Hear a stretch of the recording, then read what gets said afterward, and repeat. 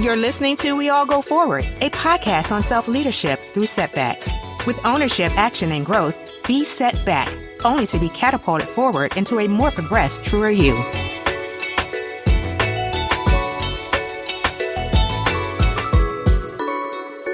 Hey y'all, and welcome. We are here with the fourth and final episode of the Breaking Camp Devotional, and yes, I made it. I don't know about you, but I made it, and I'm glad about it, okay?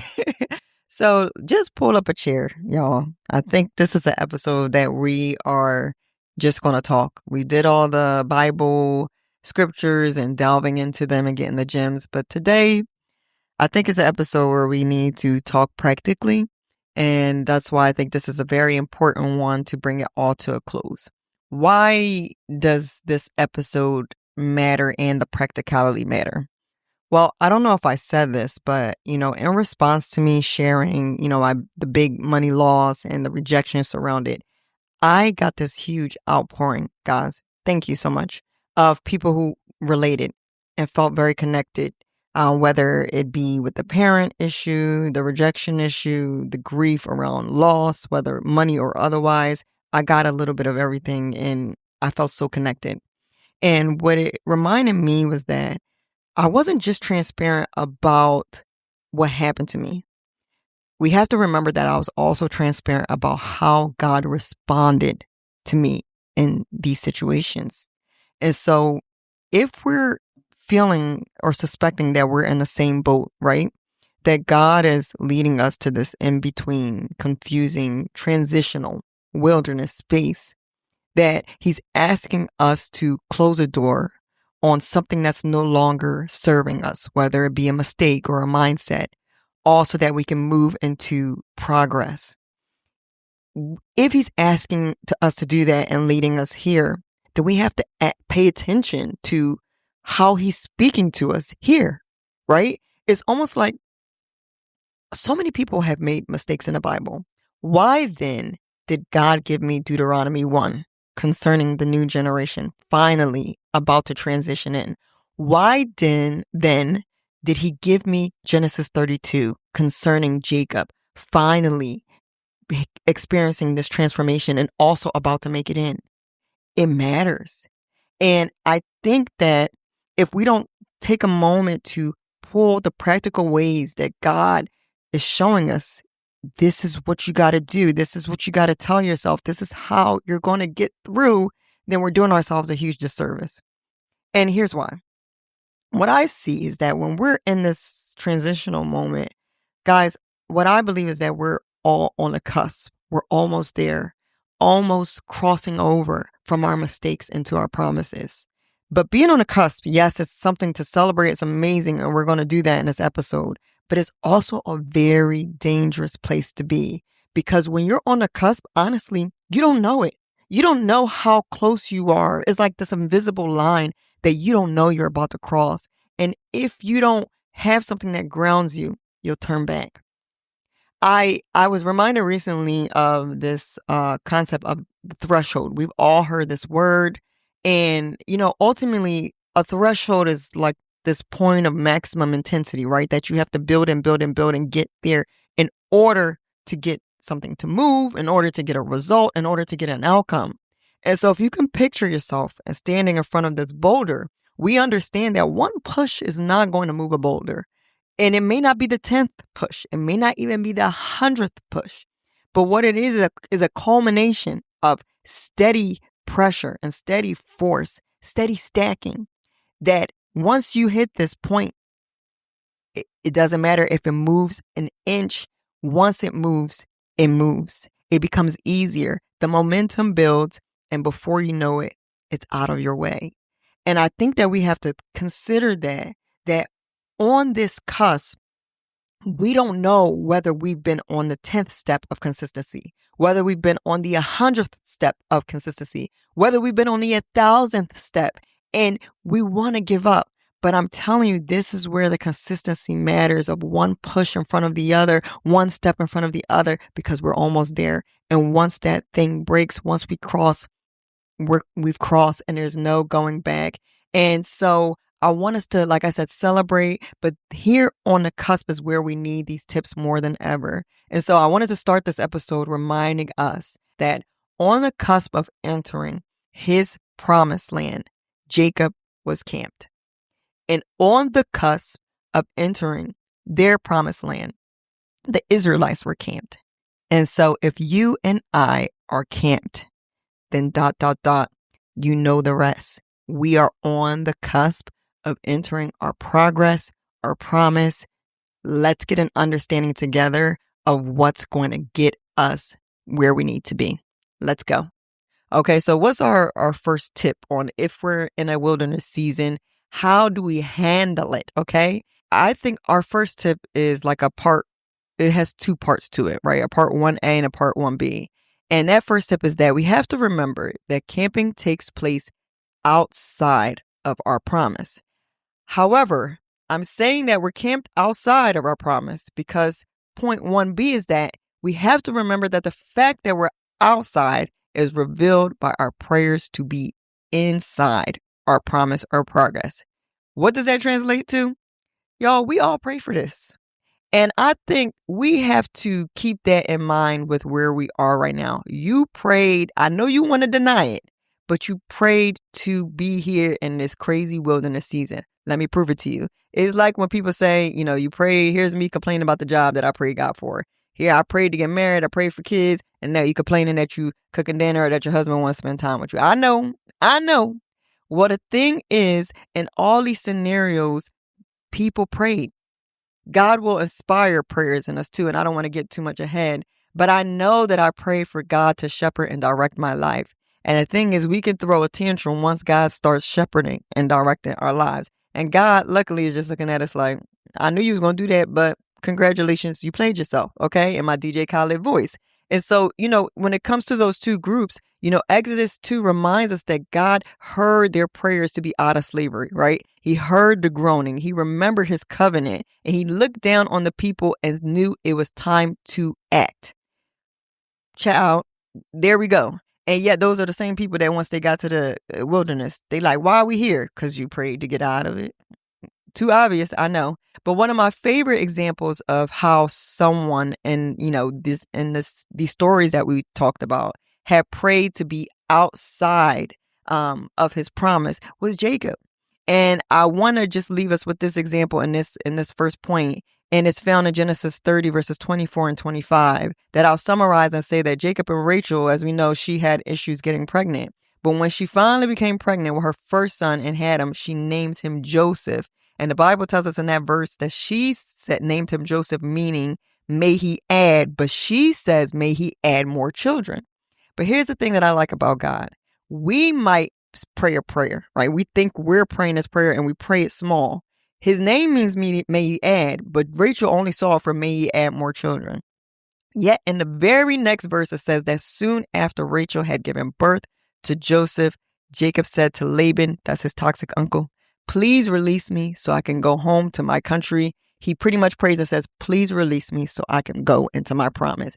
And guys, I saw that very clear as day as a prayer, that while they're praying / naming this child Joseph, they're stating, God, may you add, may you add, may you add. And though she had a small vision, which was a great vision for her, for God to give her more children, God's like, I'm going to add a whole lot more to what you got going on in your life. And so I think we have to be encouraged that God hears. He even inspires us to pray certain things, y'all, just so he can act on it. That's why we're en route. That's why we're passing through this wilderness in this hard place. So guess what? Celebrate it. Okay. Just celebrate it. All right. So what's our second tip? Our second tip is going to be that we have to remember that campus seasons or camping journeys are intentional. Y'all, you can't camp by accident.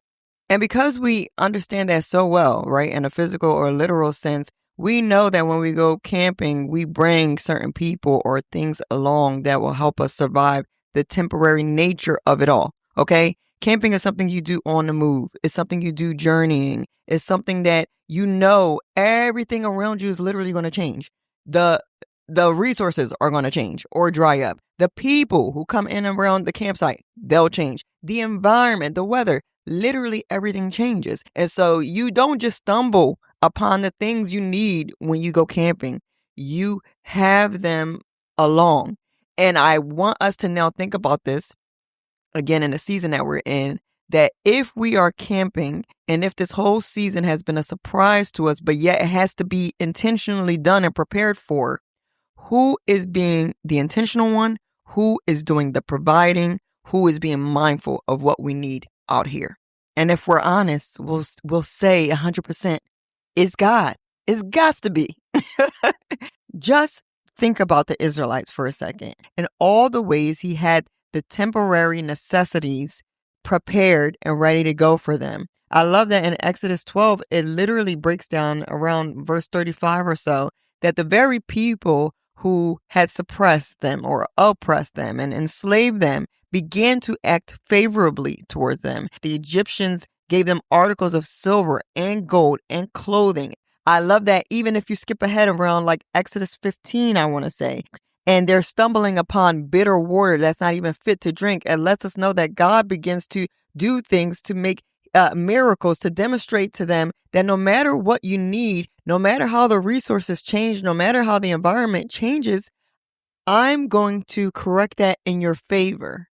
God began to affirm that when you feel like you, or when you start to doubt that this was not an intentional process, let me ensure you that if you listen carefully to the Lord your God, if you do what is right, if you pay attention to his commands, if you keep all his decrees, then I will not bring on you any of the diseases that I brought on the Egyptians, for I am the Lord who heals you.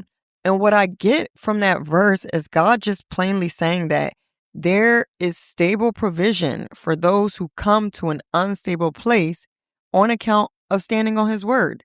It's like God is saying, I'm not blind to all that can go wrong out here in the wilderness where it's unsure and unsteady and unstable and constantly changing, a place where you cannot build. But he's saying, this reminds me of when he says that we can build our house on him. He's the steady foundation.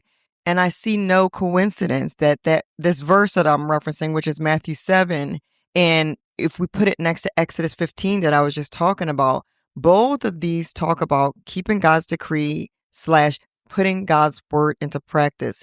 And I love that Matthew 7 even uses a whole lot of environmental terms to depict what's going on. Rain is falling, wind is blowing, yet this person, what could go wrong with others won't happen with you. And so to anyone in the wilderness, whether it be us or the Israelites, it's like God is saying, I understand you're going to have needs, and I not only will provide the needs, but I am what you need, right? Because what we see in these verses is that God becomes their financial backer. He becomes their protector. He becomes their fire even at night. He becomes their shade throughout the day. He becomes their source of food, their disease prevention, their disease treatment. He says, I am the God who heals you. And in Matthew 7, like, I feel like that's the icing on the cake where Jesus is like, I'll even be your foundation, which means in this rocky season where you don't build, you still build. We still build on him, on his foundation, no matter where we are. And so equally, I want us to think about us. Just think about where you are. I think I wanted to do some testimonies here a little bit that I'm not, I got to get better with this. I'm not always transparent. You guys know that. But I definitely, here's another T, I got to get better with testifying. But I'll give some previous examples about how when God leads you into a transition, he leads you and he makes provision. 2019, 2020, I could just say really quickly that I had this really strong urge to pull back on my hours at work. Now, I had never done this before, but I was praying around that time a lot about some of my future endeavor goals and plans. And when I felt that urge that strong, I started to think, okay, maybe God is strategically leading me to take action now, get my classes and prerequisites in order to hopefully get enrolled by that next year. And wouldn't you know, I start the classes the fall season of 2019. And spring of 2020 rolls around when I'm doing more of my classes, and we already know what happened in 2020. So outside of COVID happening, outside of the fact that my kids were now learning from home. At the end of the next year, my son ended up with this inflammatory syndrome that happens with some kids following COVID, where he was in the ICU for days. He was in the hospital for like a total of 11. Craziness, y'all. I had to look at the fact that God knew what he was transitioning me into. I didn't know, because I assure you, I was disappointed by everything that I just listed. And on top of that, my mom had her first stroke in that season. But this is what I'll tell you. This is what I noticed from a different vantage point, that God saw what was coming ahead. And so because I had already positioned myself schedule-wise, not only did I not need to deal with extra mental load, not only I didn't have to negotiate schedules or anything like that. I was just positioned to be where I needed to be for my child. And on top of that, I was available to be able to call out the symptoms in my mom. But I'll also give an example that around the year 2022, I was doing like this travel assignment in addition to working at my previous place of employment and kind of transitioning out of there. And I mean, it was a local travel assignment, but God was good. The funds were coming in and I was like, thank you, Jesus. But instead of balling out, y'all, I try to tell you, God was like, sometimes I'm like, God, when I'm going to have my ball out season? You know what I'm saying? I don't understand. Gold teeth they were in the shopping cart. Okay. I needed the gold teeth. I needed the furs. I needed the boots with the furs. Okay. All of the above. But God was like, no, stay safe. I just got this urge to just save. I'm always a pretty good saver, but I got this urge to like dramatically like save. So I'm like, all right, I'm going to save. Let me save. Put this there, put that there. Doing all these things. Wouldn't you know? In short, I could just say with this testimony that almost right in line with me starting this assignment, my husband's business, because a lot of people's business went through a lot during, COVID and after COVID, hit a wall. Like they had like a sharp skirt, and we had just bought a new house, and yet we felt nothing. I didn't feel any of it because not only was I in this travel assignment, but once the travel assignment was done, we had stored such a nest egg that while now I started to transition and go through my workload transitions and his business was picking back up, it was like we didn't miss a step. And I say all that to say that even now, right, that God has me in this in-between season, I think the theme becomes to trust God. Trust God's word and God's heart. His intention, we're talking about intentionality, his intention towards me. And that's why in the moments of the wilderness, again, when God leads us there, we have to keep in mind the testimonies or the moments of past where he's shown you that if I disrupt your life, it's not because I'm trying to be mean. If I give you a strategy that doesn't make sense, it's because he has the omniscience. He's seeing ahead of what's coming. And he wants to take care of you, and he will, even while things seem upside down. All right, let's go to our next point. Tip number 3 is that camping has its benefits. Y'all, I listed some benefits, okay, to camping seasons, camping journeys, the wilderness. I know we hate it, but it does have benefits. One of the benefits is that it allows you a period of rest. We're going to talk about it real quick. Another benefit, and literally less distractions. Y'all all been on them camping trips, or you've been on those church retreats, and you never felt so holified, sanctified, glorified. I know it. All right. What other benefits? It gives us discipline. We're going to talk about it real quick. It allows us to have internal work done / assessment. We're going to talk about it. And then the last benefit, not the last, but the last that I wrote, that it gives us is God. So let's talk about the first 3 points. I'm just going to group those together in terms of the benefits of rest, less distractions, and discipline. The reason why I feel like our wilderness season and this transition period gives us that is because we move at a different pace, y'all. Literally, you cannot camp fast. When you're camping, again, you got to have the pegs. You got to find the right site. You got to build it up. You got to break it down just to move. It's the longest.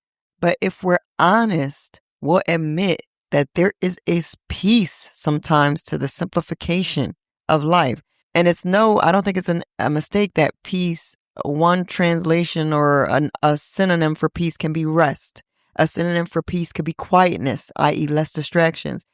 And I think that when God has us in this camping season, he's He's slowing us down for the benefit.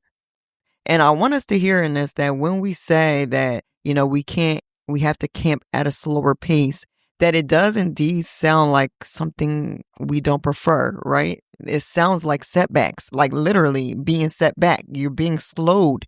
You're being delayed. But I want to have us remember that what I said in the beginning of this podcast about how there are setbacks that we count as joy.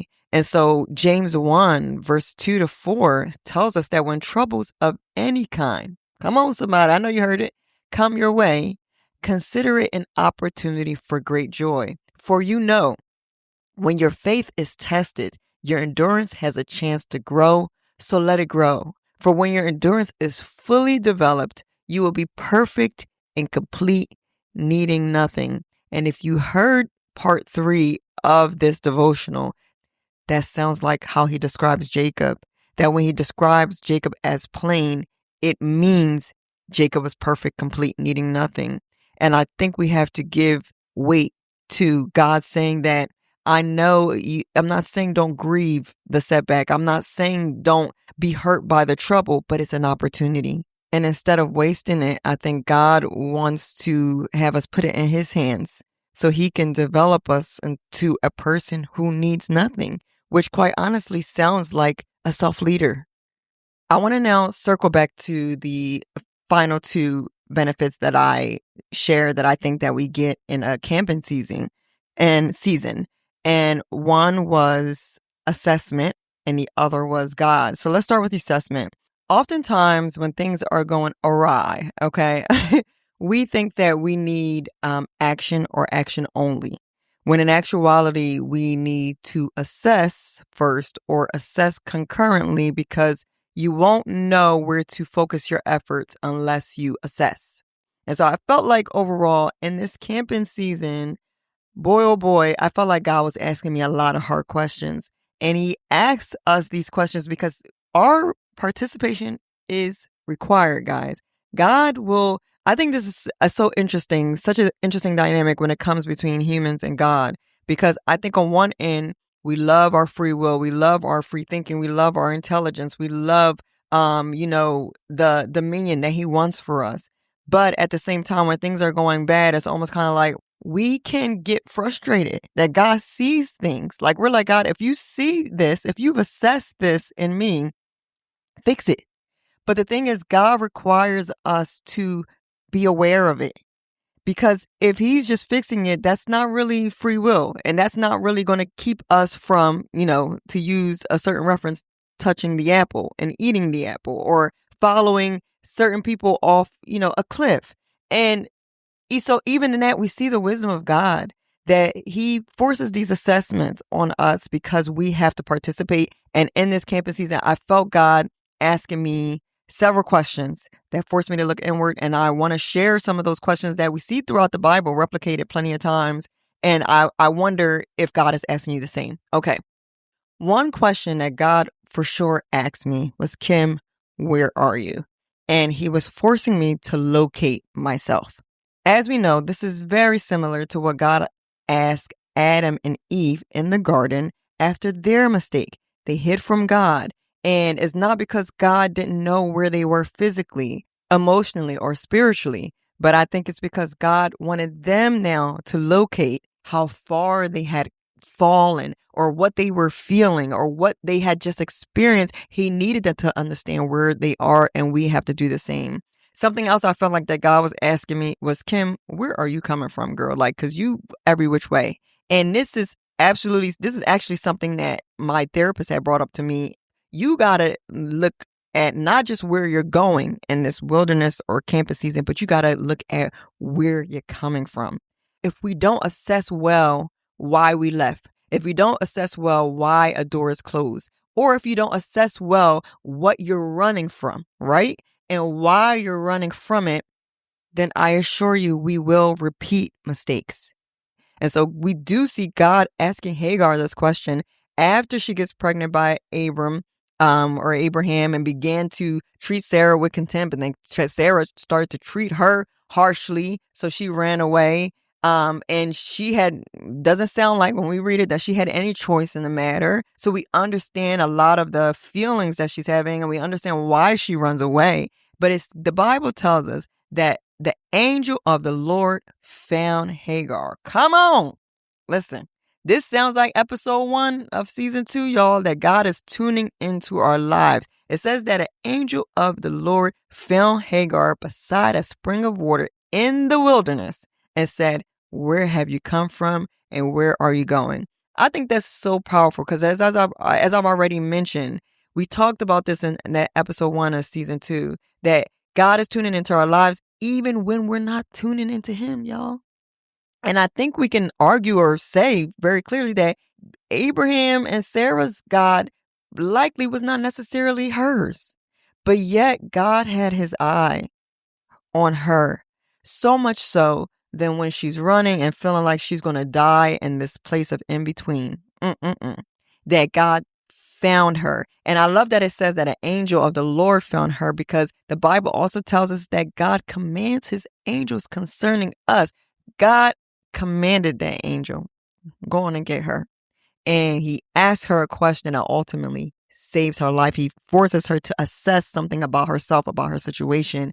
And he also, without getting into it, speaks to her situation too. It's not just that God is leaving us in the assessment. You got to believe that if God is going to talk to you in the assessment, he's going to help you with the implementation, the evaluation, the planning, all of the above, y'all. He got us. And so the last question that I felt like God was asking me in this season that I want to point out to you as well in this assessment area is, what's really bothering you, Kim?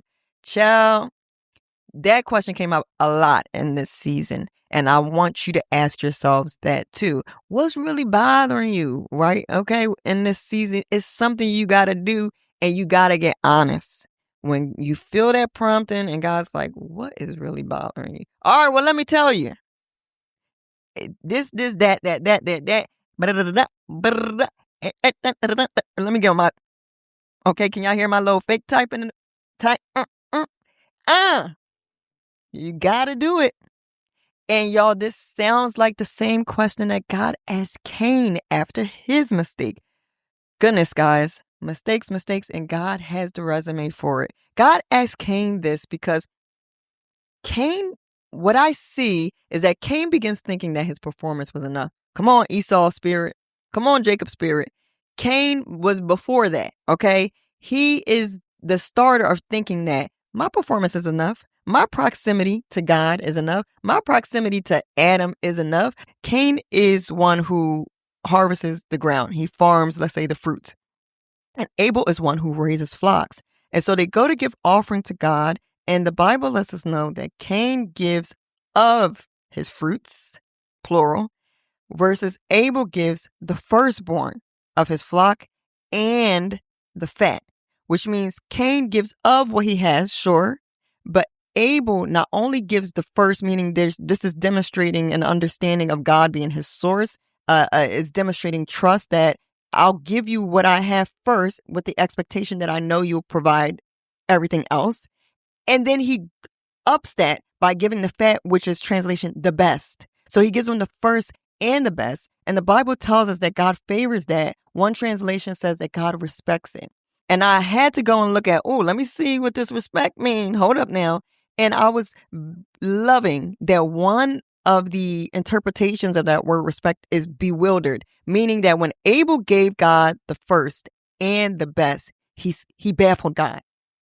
He puzzled him. Oh my gosh. I love this because we're always saying God surprised me, but it made me stop and say, can we surprise God? And that's a really strong stance, especially when we're also saying that God knows everything. How do you surprise a God that knows everything? And then while I was sitting here, thinking, I started to think about that maybe God knows that, not maybe, God knows that we're capable of all these great and amazing things, right? But maybe it's that God also knows what we're up against. So particularly when we're in this wilderness season, God knows that we're up against a lot of tough and tight situations. And even though he knows that we're capable of doing what's great or what's best and giving him our first, we could surprise him. Because in this environment, in this wilderness, I'm going to tell you the truth. Many people, including ourselves, are very willing to give us a pass to give God our worst. We often actually, and other people expect us to. It's all right. I understand why you're complaining. It's all right if you mess up. I'm not saying it's not, but I'm saying we give ourselves pass after pass after pass to demonstrate anything but faith, to demonstrate anything but gratitude. And I think that when we decide to move away from the entitlement or the pride of it all, and we say that God, actually, when everything is on fire, when everything seems not sure, that I'll give you not just my first, but I'll give you my best, we surprise him. And he's baffled and he's puzzled, because it makes me even think about Christ when the centurion.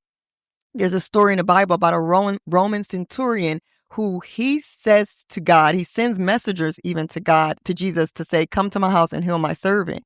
But he says, you don't even have to come in, because he didn't feel worthy of Jesus coming into his home. He says, just say the word and I know he'll be healed.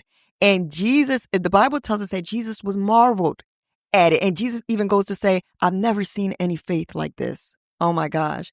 I love that connection, because he baffled God. Not because Jesus could be surprised. This is the same Jesus who was answering people without them even speaking out loud. It's not that he doesn't know. I think it's that sometimes with what we're up against, with where we could fail, when we decide to rise above, God is baffled.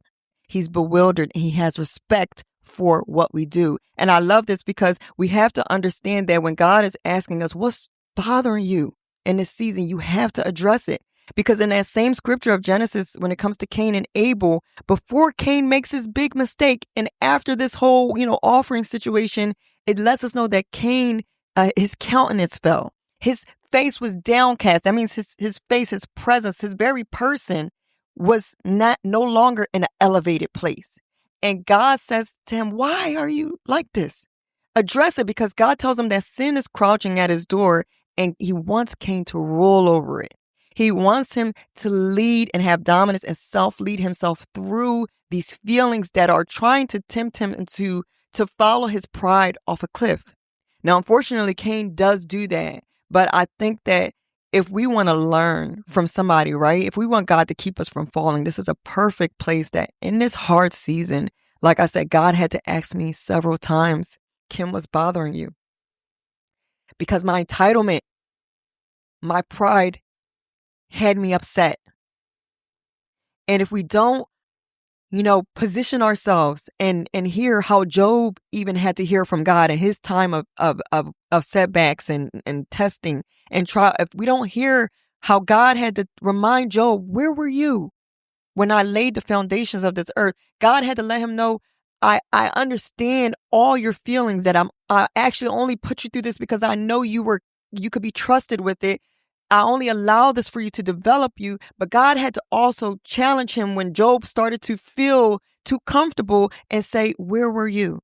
That, he holds our world in this world in his hands, and he knows what we don't know. And so we need to rule over those feelings. All right. We have talked about this extensively, but I'm kind of loving it. And hopefully you guys are being blessed by it. And so I do want to always circle us back to those two scriptures again that started all of this, because that's how I think we still stay grounded in the fact that God spoke to us, right? That those scriptures were given to us for a reason. And so when I look at assessment, I do see two great examples, one with the Israelites and one with Jacob. I see many examples, but I want to give two great examples that I think we could quickly insert here. One of the ways that I saw God forcing assessment, right? To help people was, first I'll talk about the Israelites, is in Numbers 33 verses 2. Well, it says in that verse that at the Lord's direction, Moses kept a written record of their progress. These are the stages of their march, identified by the different places where they stopped along the way. And I think that this is an amazing verse to demonstrate that while we think that first of all, we messed up, right? We messed up. We already know we're going to be out here for 40 years. We already know we're not going into the promise. God could just leave us. Sometimes we could just get angry there, but in any situation, come on, whatever the trouble, when troubles of any kind come your way, consider it an opportunity for great joy, because look that in that 40 years, in that wandering, God was still present. And he's present so much so that their children can manifest and take the promise that they didn't get. And so it says that in the midst of all that, God is still having Moses keep a written record. Why? To torture them? No, to keep a written record of their progress, because we have to understand that even in this wilderness, even in this in between, there is still progress being made. I know sometimes it's a step forward, 5 back. I know sometimes we go camp here and then we camp there. I know sometimes we circle around that same spot for a long time. But guys, it's not in vain. God is keeping a record of our progress. And this reminds me of season 1 when I was talking about journaling, about how I would see certain issues pop up time and time again. And at first I got frustrated, but then I started to see patterns. And then I started to see how I was progressing and how it hurt a lot more time 1, but it hurt less time 2. And time 3, I felt better. And time 4, I counted joy. Guys, I'm trying to tell you that there is a reason for this, and that it's an opportunity. And it's progress within the process. I'll say that again. It's progress within our process. And so we can't despise it. We can't despise even the smallest step. We can't despise even the smallest consistent push, because it moves things forward. I got to talk about this Jacob moment as well, too, when it comes to assessment. And that is that I noticed in Jacob's journey that Jacob built monuments along the way. And I love this. This is such a great assessment, such a great location of where I am, where I'm going, what's happening in my life, that even when Jacob, I'm just going to summarize, but I think Genesis 28, when Jacob's on his way to his uncle, running away from Esau, and God gives him the promise about where he's lying and how it belongs to him, how he's going to give it to him and his descendants. And God says he's going to bring him back to this land.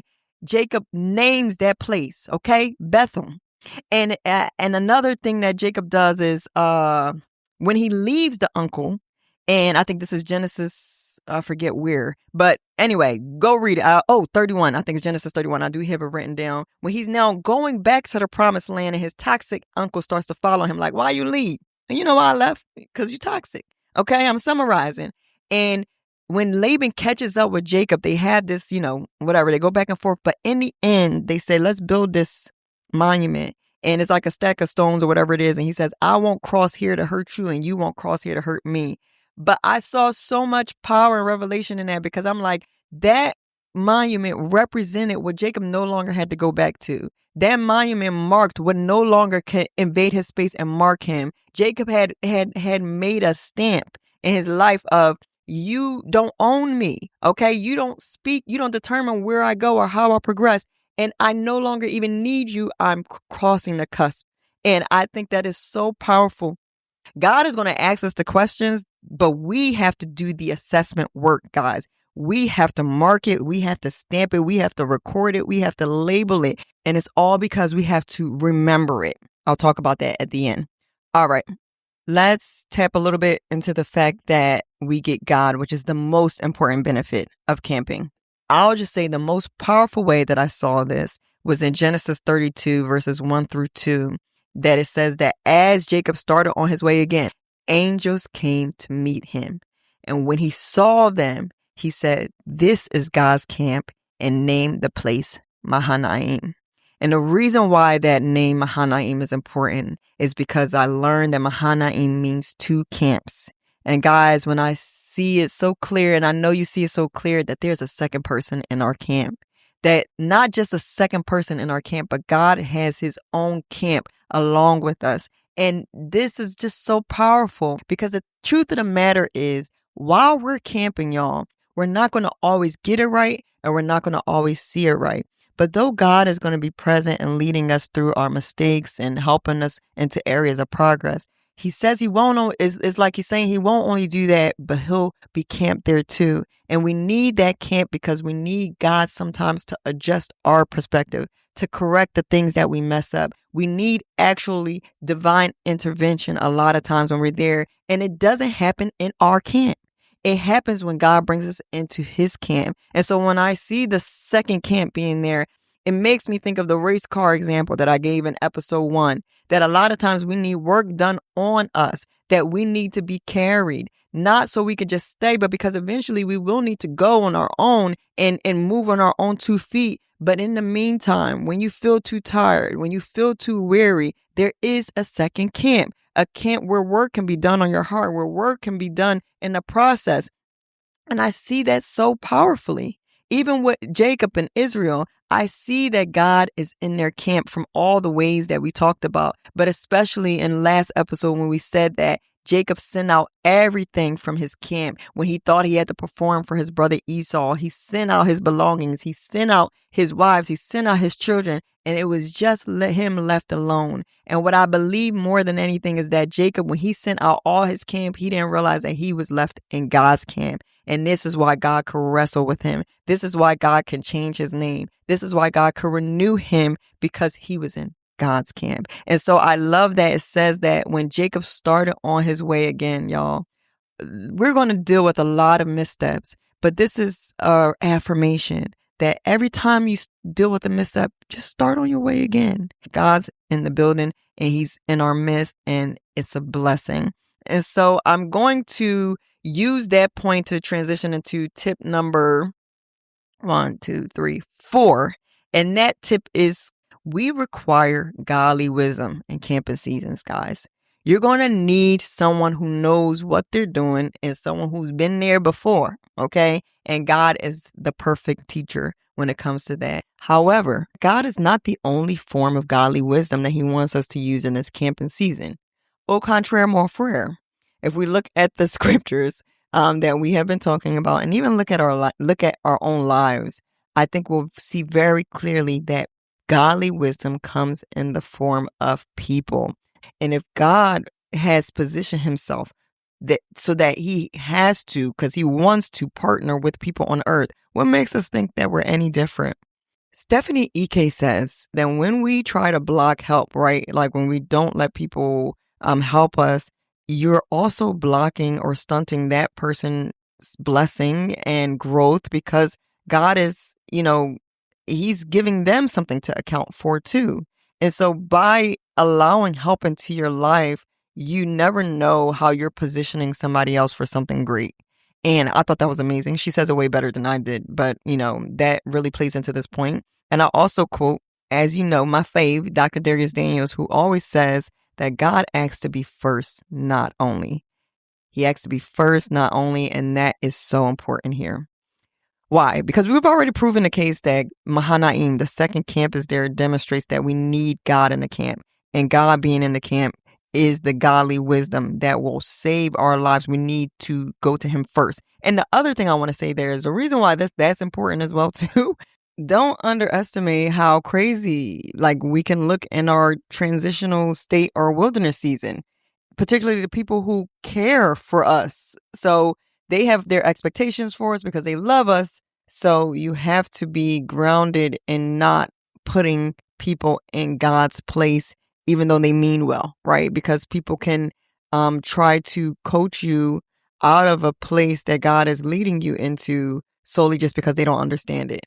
Let God do his work. God is first. However, the process of navigating a transition, we absolutely should and can look to people who have done it before or who are well-versed, whether that be a therapist, whether that be somebody that God has brought alongside of you who's going through the same things. We'd be foolish not to do that. And so people can show us how to camp, right? How to navigate a transitional season. But when we break camp, that's God. When we go into the wilderness, that's God.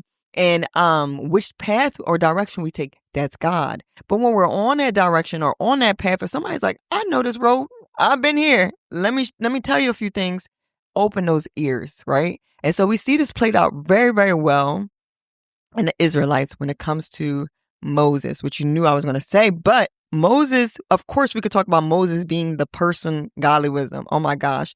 However, I want to talk about a character in Moses' life, because I think that will land more for the point. And it might not be who you expect. So first, let me give Moses a little shout out. This whole Breaking Camp devotional stuff had grew my love for Moses in a way that I'll be honest, I never understood why people, related or loved Moses so much before. And then this year, I watched a documentary on him on recommendation from a friend. It was on Netflix or something, so go, search it out. But that catapulted my respect and admiration for Moses into another stratosphere. I love this guy. So part one, we clearly talk about Exodus and how it's about the Israelites' exit from slavery. But Moses clearly was the key and the mouthpiece there. But this is why Moses is important, because while the people, they were in slavery, Pharaoh actually wanted to murder a whole generation of boys, which I talked about.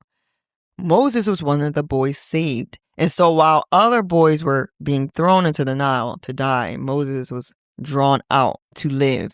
And so I think Moses's biggest task was not simply just to get them from point A to point B into the promised land. Moses was tasked with reminding these people who they are. These people who thought they were slaves for hundreds of years and thought their God was just a story. He was tasked, and his greatest job would have been to give them identity. And this becomes so poetic and ironic, or something that only God could do, because Moses himself struggled with identity. Moses spent the first 40 years of his life in a palace, the next 40 years in the wilderness after his own big mistake. And then he spent the last 40 years of his life leading these people and essentially living out his purpose and calling. The documentary puts it this way, which is that Moses has been all things to all people. And we know that this is so true. Moses is a Hebrew and he's an Egyptian. Moses is above the law at some point in his life, yet at some point he's subject to the law. Moses has been a murderer, a wanderer, and he's been royalty. He's been someone who has a stutter, who's unable to communicate confidently, and he's been God's mouthpiece. He's been someone who feels like he's no one's person, belongs to no tribe. Yet he's also called the friend of God, and he becomes the shepherd of millions of people. Where he feels least qualified or not qualified at all, God shows him, you are most qualified. It is the very things that have gone wrong in your life, is the very things that you think are a waste that I will use, and I will use beautifully. And so I love that in Moses we see that not only does he become, he is all people to all people, but we see like his shepherding heart come to play where he honors, right? He's able to honor all the different parts of himself, the customs, the people, the ways of life, and he's able to pull from it all without compromising who he is in God. In this quick verse that I'm going to share, I think the reason why Moses can do this is because of his humility. And that, Moses could have just felt like, I was in the wilderness for 40 years shepherding animals. I know how to do this. But he doesn't think that, because he recognizes that even what he learned from his in-laws. And even if arguably or factually they don't believe in his God, he can still honor them, because at the time that Moses lived with him, he didn't know his own God. He met his God there. And I think that translates in so many ways, right? How we can encounter God and we forget the grace that it takes for us to get there. And we think that now discredits everyone or anything that's different from us. And so I just love this dynamic in Moses of honoring yet not compromising. So Numbers 10:31, we know that his father-in-law teaches him how to delegate. But to his brother-in-law, after his in-laws are about to leave him, they've helped him now, with this numerous people, these ghetto people, sorry, Israelites. And he says to his brother-in-law who's about to leave, he tells him don't leave, because he says, you know the places in the wilderness where we should camp. Come be our guide. It's a simple verse, but it really moves me deeply because it normalizes that help is okay. And that's what we're trying to achieve in this podcast. And again, like I said, it could come in the form of a therapist or a friend. And so while you're camped maybe at losing your job, while you're camped at divorce, while you're camped at health issues, while you're camped at marriage or parenting issues, you might have someone to say, this is what you do there. But when you go out, when you get out from those issues, when you break free, where you go from there, God has got to direct you. And I think we should celebrate both of those things, that we have God in our camp and that he gives us people in our camp to not go at it alone. I thought that was good.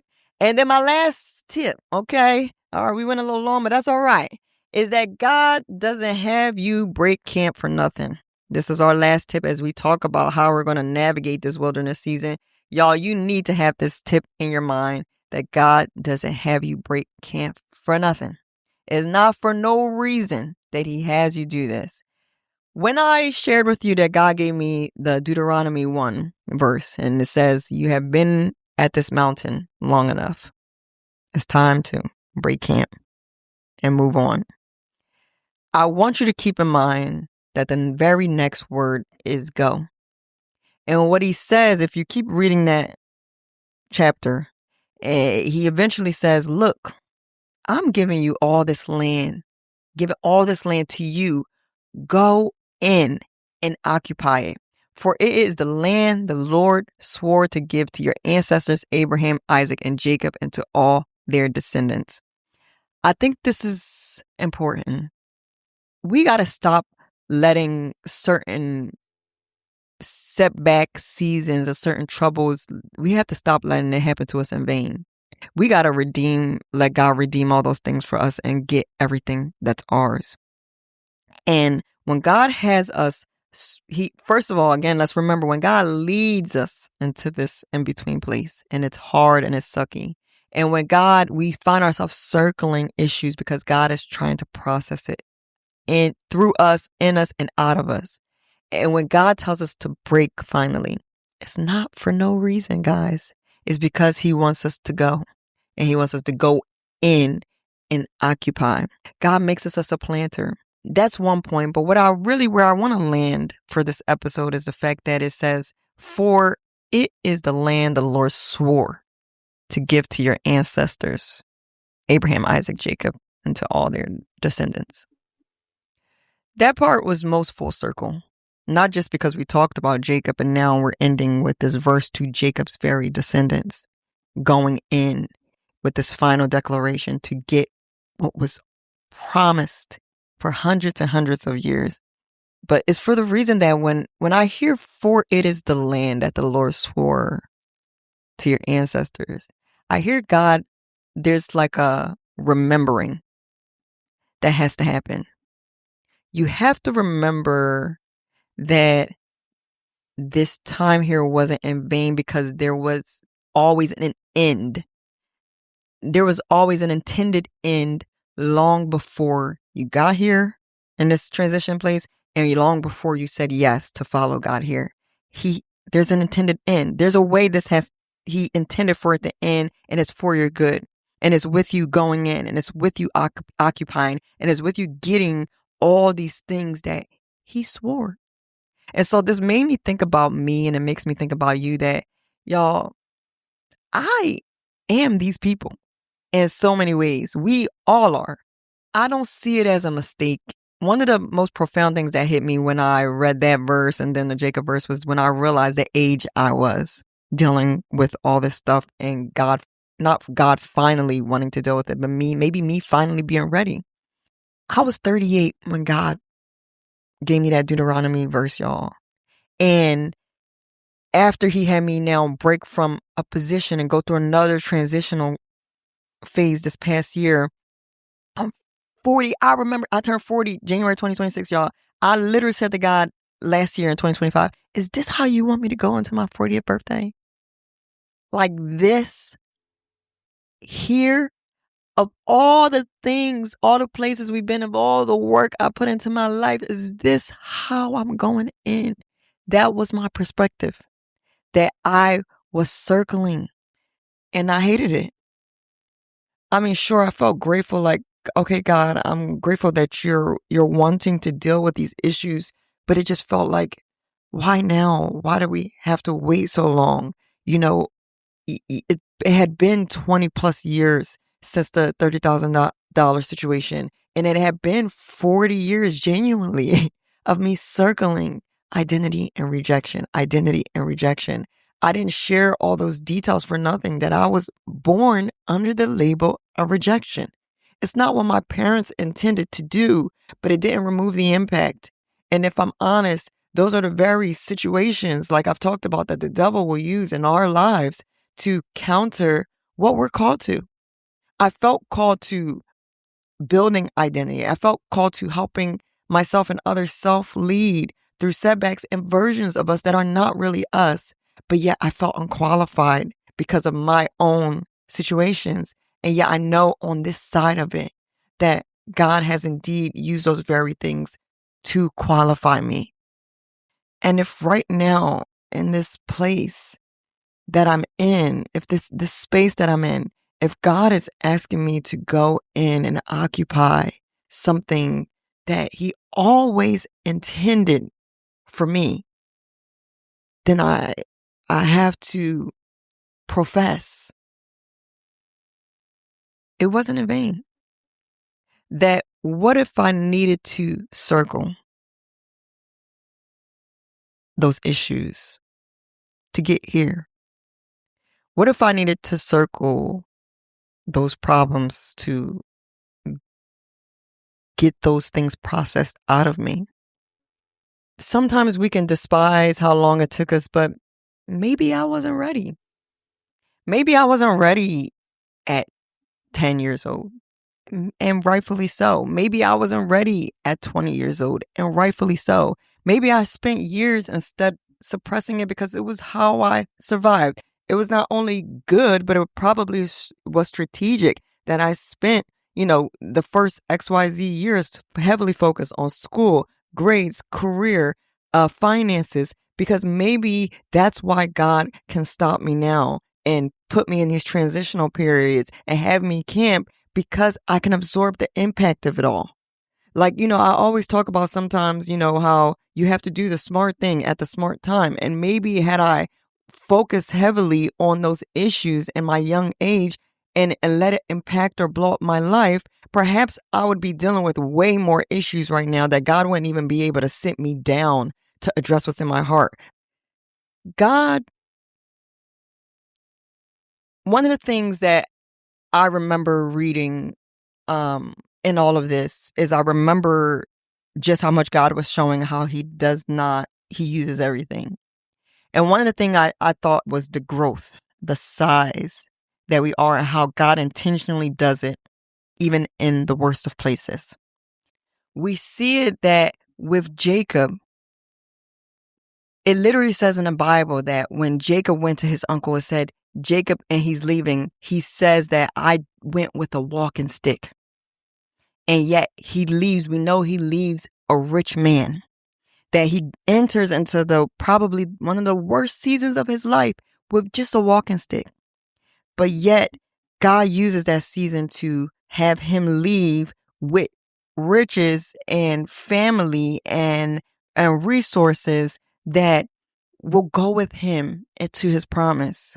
We see it in the Israelites that in Egypt, don't forget they got there. I said a lot of this stuff throughout part 1 and 2 and 3 for a reason, that in Egypt, they got there as a family. And yes, we can hate and of course hate the years of slavery that they went through. But one thing that God made sure to say is that the harsher that Pharaoh was with them, the more they grew, the larger they became. And I have to believe that God did that not only to spite, Pharaoh and what he thought he could use for evil towards these people, but he used it to grow them in size, because when they went through now their wilderness season, as they entered into their promise, they were a nation. They were of a size that could supplant. They were of a size that could remove those who were there and take what was theirs. They would not have been able to do that as a family. Jacob was not intended to go after all that terrible season to walk into his promised land with just a walking stick. God uses it to grow them. And I think about myself and I think about you, that even in our greatest setbacks, where have you prospered? How much prosperity are you leaving on the table? How much things are you leaving unturned? I remember God had given me years ago this devotional sorts that maybe I'll share on here. I've shared online before, about gratitude. and about how a lot of times that we don't harvest. If you don't go pull out and pluck out every bit of harvest that you have, how will you know how much you've prospered? Imagine a farmer just leaving all the peppers, all the zucchini, everything in the ground. This is why you have no gratitude. This is why you can't thank God even in the hard things, because you're not assessing. You're not seeing how much he's still grown you in size. And what I see for myself is that even at the hardest of moments, guys, God grew me. He grew me. Yes, I grew in age, child. I'm big up there, okay? But how much have I grown in my capacity to deal with hard things that maybe 10, 15-year-old, 7-year-old, 12-year-old, 16-year-old, 25-year-old Kim could not have dealt with? And so I close this episode with just several things that I want you to remember, right? That as you're this 0.5, as you keeping in mind that you didn't break camp for no reason, I want you to remember a handful of things. First, I want you to remember that you're human. You have to pay attention to your emotions. Accept that this is an unknown area, y'all. Remember you're human and have grace. You have to remember your resources. That's God and people. Who are the people that God has placed within your midst that are wise and can show you how to camp? But keep God ahead of you, in the middle, behind you, all around you, because it's his godly wisdom that will show you when and how to break camp. You have to remember well. We talked about this as well, too. Don't fantasize about, the fun times and downplay all the damage of where you were before. You left where you left for a reason. You closed the door for a reason. You prayed to be out of there for a reason. I know it's hard now, but don't downplay the damage and don't downplay God's current provisions, his current manna in your life. Don't downplay how he's been sustaining you. Remember well. I want you to remember your mindset, okay? Don't be like them scouts, y'all. Don't be looking for reasons to go back, talking yourself out of a blessing. Worse, don't bring other people down along the way. This is so important because a lot of times when we're in a transitional state, we bleed if we don't have the right perspective. We are so jaded and cynical that other people who might be transitioning will say, we'll bleed our disappointments on people. And sometimes you're better off just holding your mouth closed than to criticize or to talk people out of where God is bringing them. I want you to remember that it was used for your good. We talk about this in so many ways. Remember Jacob, walking stick to rich man, Israelites, family to nation. And you, where are you now? How much prosperity do you have? And the last thing I want us to remember is remember the past. And before you think you know what I'm going to say, I want you to remember not your past, but God's. When we talked about in the last episode that God calls us as who we actually are, / who we're becoming, which is also / who we've always been, I think we hear in there a theme of past, present, future, all mixed up in one. And I think that theme becomes important because we get so obsessed over our past mistakes. And while we're obsessing over it, it's weird that we hope that this will motivate us today to move into who we want to be. But that doesn't work. It never works. Instead, what I think we need to pay more attention to is that in order to progress, we must instead remember God as he is now, who he'll always be. And we can only do that when we remember God as who he's been, his past, not ours. I think this gives new meaning to why God says he's the Alpha and the Omega, the beginning and the end. Who he was is who he is. I think this gives new meaning to when God says that things are already done, and to think him in advance. What he was going to do, what he's doing, he's already done. I think this gives new meaning when God says he wants us to be complete, and that how he's moving us forward and how he's inching us closer into who we want to be and who we actually are. He's already done it. His past, not ours. His past will reveal things about us that we can only dream of. And I think that in all the works that Christ probably meant or had in mind when he said on the cross, "It is finished," that there's a work in us that we have yet to see what he's finished, what he's already put a stamp on, what he's already completed. And so as we look at God's past, move forward.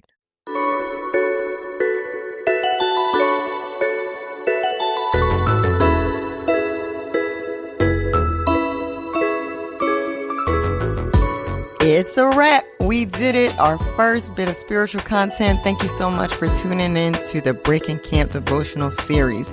If you know anybody who is in a hard, difficult transition, you can be that person to help them go forward by passing on this content. Remember, as we move in the right direction, that is forward and progressing, never stagnant, we become a resource to help others do the same, but only if we move.